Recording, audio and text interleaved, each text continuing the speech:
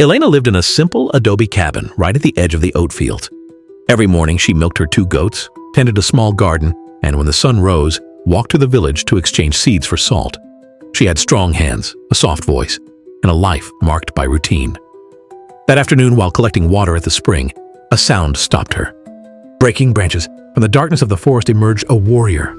Enormous. He wore black armor with golden rivets, and where there should have been a human face, there was a crow's beak. He advanced with staggering steps, leaving behind a dark trail on the fallen leaves. Elena stepped back, but the stranger fell suddenly at her feet without uttering a word. He trembled. He was bleeding. His breathing was agitated and broken. She raised her eyes to the sky, seeking courage in the pink clouds of dusk, and decided not to flee. As best she could, she carried the warrior and took him to her house. Inside, she laid him carefully on a bed of clean straw. She removed his helmet and discovered a head covered with black feathers, with eyes of a deep amber. The beak parted slightly. A harsh whisper escaped, without clear words, but full of urgency. Elena cleaned the wound on his side, prepared an ointment with herbs from the garden, and bandaged his torso with strips of linen. She did not leave his side all night. At dawn, the warrior awoke. "Thank you," he croaked in a deep voice, surprising her. "My name is Corvus." She, without fear, replied, "I am Elena." He continued, "A spell has fallen upon me. Only the solar feather can break it. I need you to guide me to the ruined temple." Elena hesitated. She was just a peasant, not a heroine. But seeing the firmness in those golden eyes, she nodded. She prepared what was necessary for the journey: dry bread, cured cheese, water skins full of water, and an oil lamp. Corvus leaned on his long sword. He still limped. At dawn, they set off along the forest path. The tall pines blocked the sun, the roots tangled like living traps under their feet. A dense silence reigned.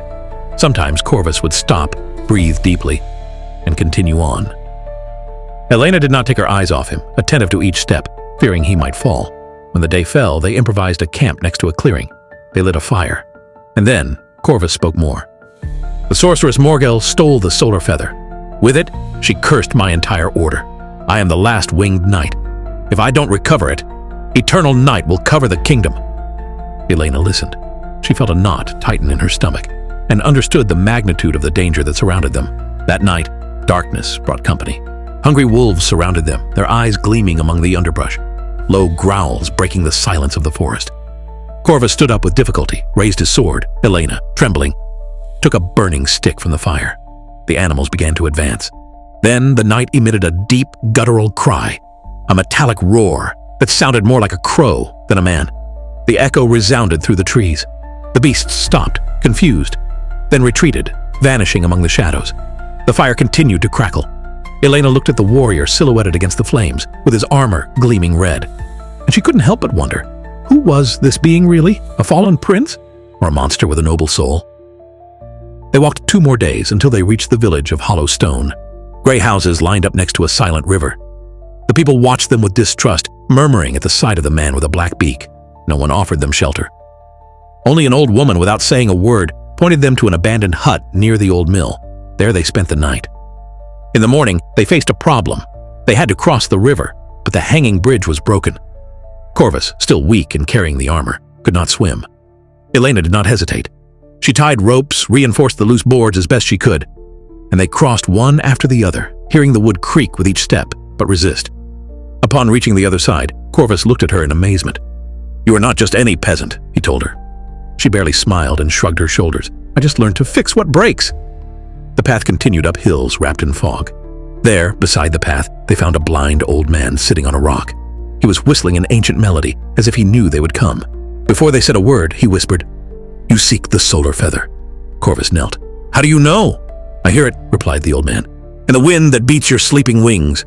Then he pointed to a narrow path, almost invisible among the bushes. "Follow the light that cannot be seen, but do not fear the darkness that shines." And without saying more, he sank into silence. Elena offered him a piece of bread.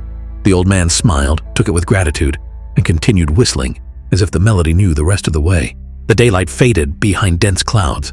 A fine drizzle began to fall, and the ground transformed into slippery mud. Corvus stumbled. He fell to his knees with a muffled grunt, but did not complain. Elena, without thinking, hurried to help him up. Together they advanced with difficulty until finding a cave where they could take refuge. There, sheltered from the wind, Elena noticed something strange on the rock walls. carved symbols, crows and suns intertwined. Corvus touched them with reverence. "Insignias of my order," he murmured. "We are close." They lay down to rest. Outside, the rain hit the earth like sad drums, marking an ancient rhythm. But dawn brought more than silence. The earth trembled. A landslide completely blocked the entrance to the cave. The air became dense. Elena did not give up. She searched with determination until finding a narrow tunnel, barely visible. Between the two of them, they cleared the entrance. Corvus used his sword as a lever, and she pushed the smaller rocks. The tunnel led them to behind a waterfall. The icy water covered them for an instant, but the feeling of freedom renewed their strength. Corvus looked up, and there they were. In the distance, the ruined towers of the ancient temple. At last. The last stretch was a valley covered with heather. The sweet aroma floated in the air, though it failed to calm the tension that grew with each step. Both breathed with difficulty, as if the air itself weighed heavily. At noon they saw what they were looking for: broken columns, a collapsed arch. The entrance to the sanctuary. Elena pressed her lips together. Corvus tensed his shoulders. The wound was still open, but his gaze burned like a promise. "When we're inside, don't follow me too closely," he warned her. "The magic will test your will." They crossed the threshold. The temple was wrapped in a greenish gloom. Emerald fire torches floated without touching the ground. The cracked marble reflected their silhouettes like distorted echoes, and in the center, on a stone pedestal, floated the solar feather. Fine, golden, vibrant. In front of it, Morgul waited. She wore black layers that seemed to absorb light. Her eyes were bottomless wells. She smiled mockingly at seeing them arrive. "A crow and his dove," she murmured, with poison in her voice. She raised a staff and launched a violet ray. Corvus immediately stepped in the way. His sword protected him, but the force of the impact threw him backward. Elena felt a buzzing in her ears, an echo that shook her from within.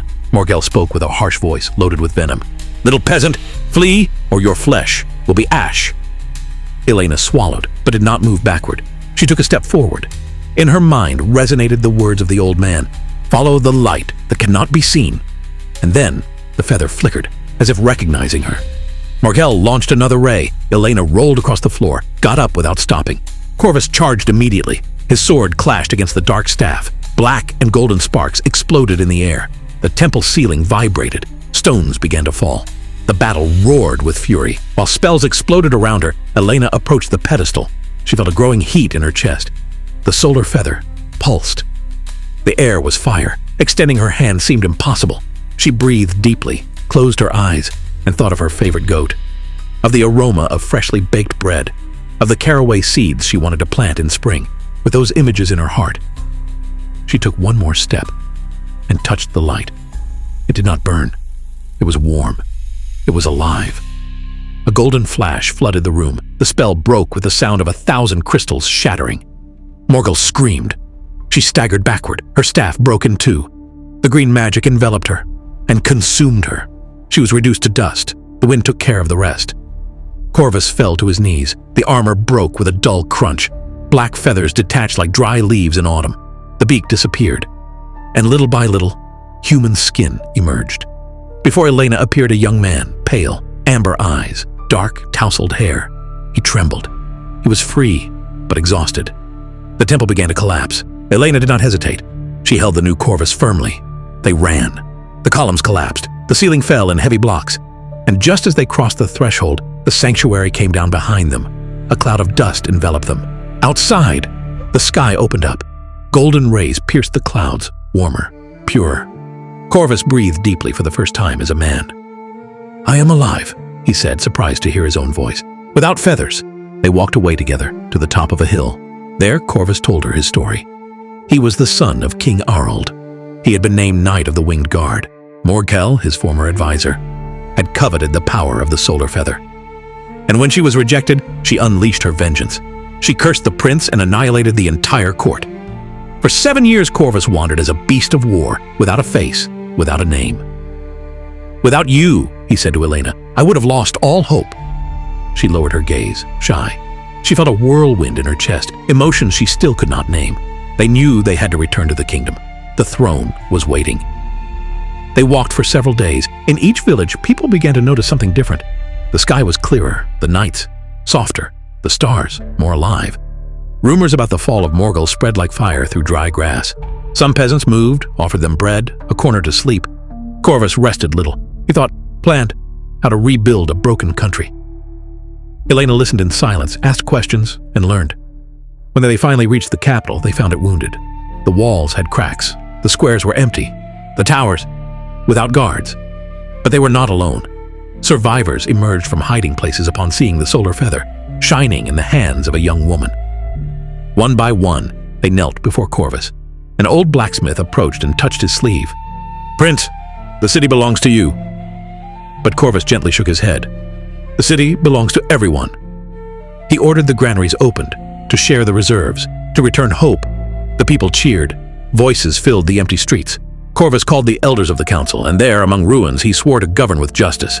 He named Elena, guardian of the feather. Many were surprised. A peasant, in the court. It was something that had never been seen. She herself felt out of place, but she did not retreat. She held the feather firmly with the same strength that sustained her simple life. In the main square, they lit great bonfires. The fire burned to purify the earth, to clean what dark magic had touched. And on that clear night, with the clean sky, songs rose, like prayers, like promises, to the stars. Restoring the kingdom was not the task of a single day. Elena did not stay in the palace. She traveled with the messengers, journeyed along roads.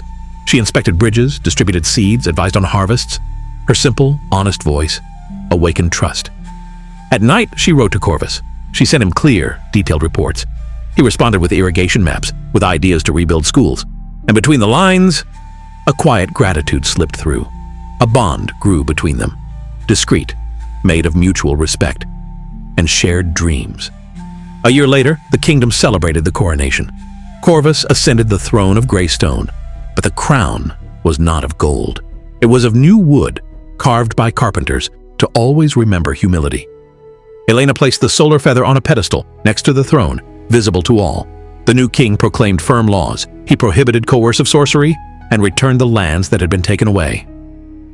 That day, the bells finally rang, bells that had kept silent for years. With the kingdom at peace, Elena decided to return to her home. She returned to the farm, planted caraway, oats, chamomile. She returned to the earth, to her roots. One spring afternoon, Corvus arrived on horseback, without escorts, without a cape, just him. He walked among the furrows, he took off his cloak, and he began to weed beside her. He did not speak of titles, nor of war. As the sun set, they shared freshly baked bread.